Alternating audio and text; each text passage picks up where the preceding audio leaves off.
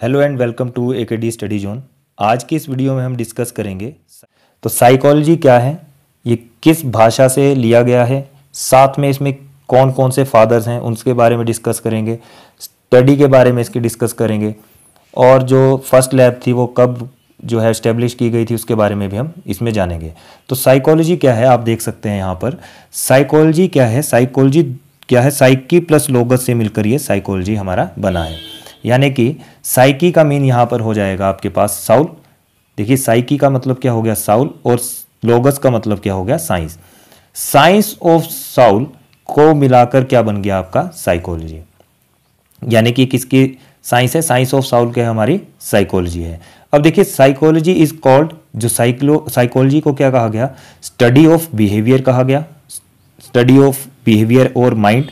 एक बात तो आप ये याद रखेंगे, स्टडी ऑफ बिहेवियर कहा गया, स्टडी ऑफ साउल और माइंड कहा गया, स्टडी ऑफ बिहेवियर कहा गया। तो ये दो पॉइंट आपको यहां से डायरेक्ट क्वेश्चन में आ जाते हैं कि साइकोलॉजी को क्या कहा जाता है, स्टडी ऑफ साउल और माइंड, स्टडी ऑफ बिहेवियर। अब देखिए इसमें कुछ पॉइंट और हैं। जो साइकोलॉजी वर्ड है वो डिराइव किया गया है कहां से, ग्रीक वर्ड।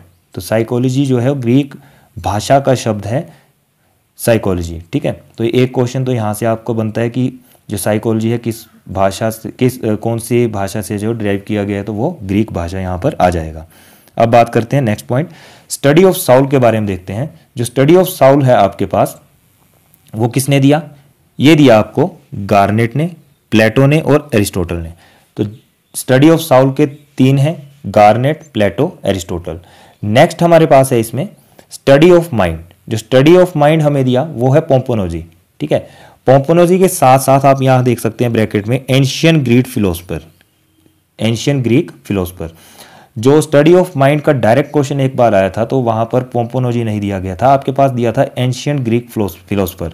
तो इसका जो राइट ऑप्शन था वो एंशियन ग्रीक फिलोसफर था। तो ध्यान रखें स्टडी ऑफ साउल क्या है, किसने दिया है, पोम्पोनोजी ने, और साथ में ये कौन थे, एंशियन ग्रीक फिलोसफर थे। स्टडी ऑफ कॉन्शियसनेस, जो स्टडी ऑफ कॉन्शियसनेस की बात करें तो ये आपके पास किसने दिया है, विलियम जेम्स, विलियम वुंट और जेम्स सली ने।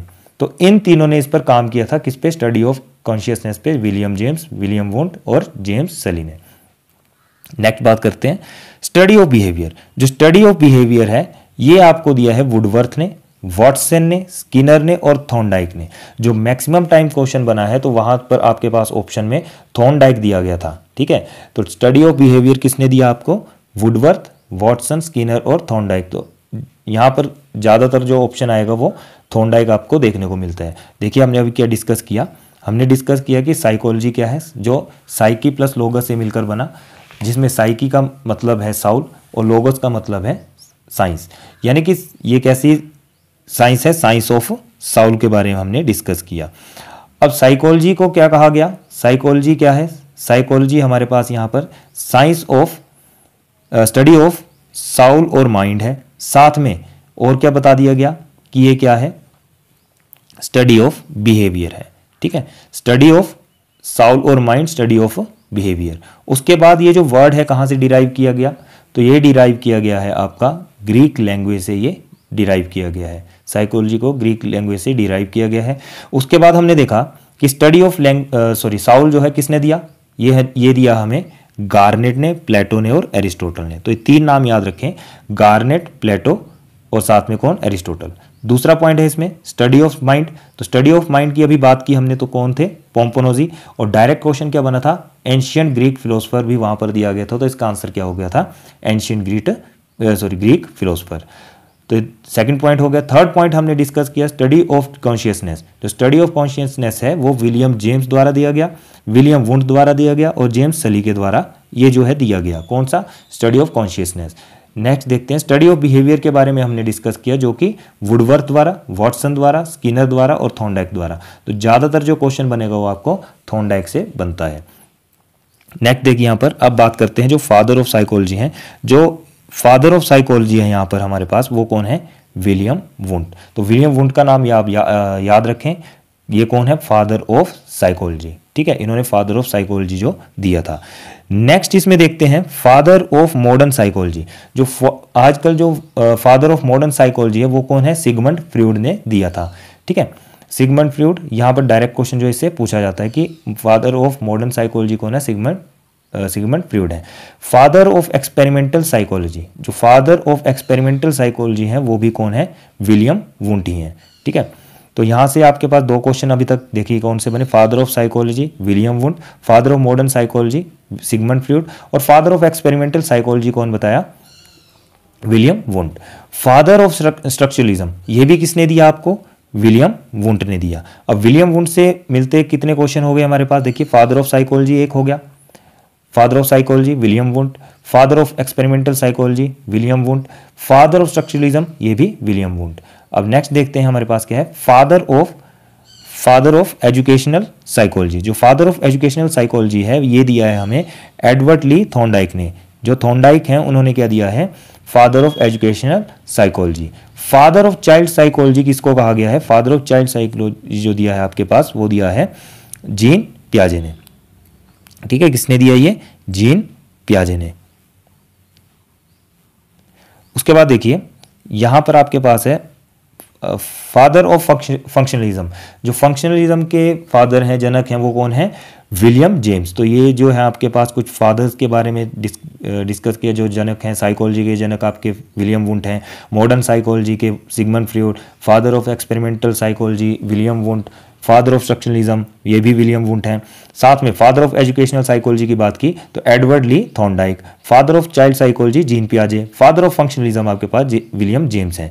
अब देखिए जो फर्स्ट लेबोरेटरी थी साइकोलॉजी की वो कहाँ पर एस्टेब्लिश हुई और किसने दी, जो फर्स्ट लैब है आपकी वो विलियम वुंट द्वारा की गई थी। और कहाँ की गई थी, लिप्जिंग में, जर्मनी में। ठीक है, कौन से ईयर में, 1879 में। तो याद रखेंगे फर्स्ट लेबोरेटरी कहाँ पर थी, लिप्जिंग में थी साइकोलॉजी की, और लिप्जिंग जर्मनी में 1879, और किसने की थी ये, विलियम वुंट ने। नेक्स्ट है इसमें जो क्वेश्चन बनता है, first laboratory of psychology in India. तो इंडिया में जो थे वो डॉक्टर एन सेन गुप्ता जो कि कैलकाटा यूनिवर्सिटी में थे, और साथ में कौन सा ईयर बता दिया इन्होंने, 1916 जो ईयर था ये इनकी जो फर्स्ट लेबोरेटरी थी साइकोलॉजी की इंडिया में वो 1916 में एस्टेब्लिश हुई थी। और किसके द्वारा की गई थी, doctor N Sen Gupta at Calcutta university. तो यहाँ से 2-3 क्वेश्चन जो है डायरेक्ट यहाँ से बनते हैं। नेक्स्ट है इसमें प्रिंसिपल ऑफ साइकोलॉजी। जो प्रिंसिपल ऑफ साइकोलॉजी है वो किसके द्वारा दिया गया, विलियम जेम्स। और कब दिया गया, 1890 में विलियम जेम्स द्वारा दिया गया प्रिंसिपल ऑफ साइकोलॉजी, जो कि 1890 में दिया गया था। नेक्स्ट देखते हैं। नेक्स्ट हमारे पास है इसमें 1900 की अगर बात करें तो सिगमंड फ्रॉइड ने डेवलप किया था यहाँ पर साइको एनालिसिस टेस्ट को। कौन सा, साइको एनालिसिस टेस्ट जो है वो किसने किया था, सिगमंड फ्रॉइड ने 1900 में। 1904 में इवान पेवलोव को नोबेल प्राइज से नवाजा गया था कि 1904 में इवान पेवलोव को नोबेल प्राइज मिला था। 1905 में साइमन एंड बिनेट टेस्ट आया जो कि इंटेलिजेंस टेस्ट से काउंट हुआ।